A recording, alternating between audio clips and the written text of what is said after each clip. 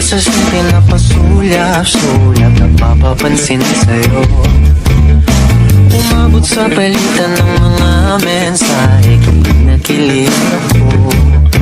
Kumusta? Kain na? Hello, magandang umaga. Ingat ka, pahinga, huwag kang masyadong magpupuyat pa. Naramdaman ng puso na dahan-dahan akong nahuhulog sa'yo.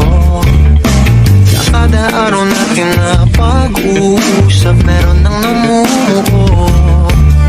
Hindi ko na alam kung ano patutunguhan. Ang hiling ko lang naman na itong naramdaman.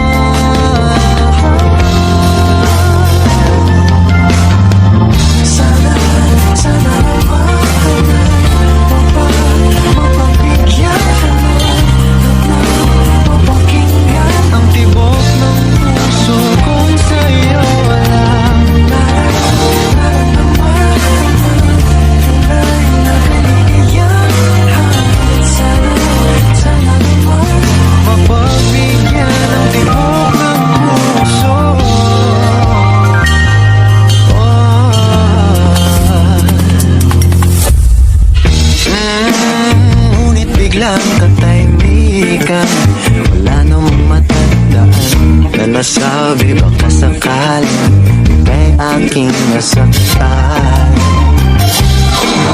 Bigla na lamang ika'y di nagparamdam.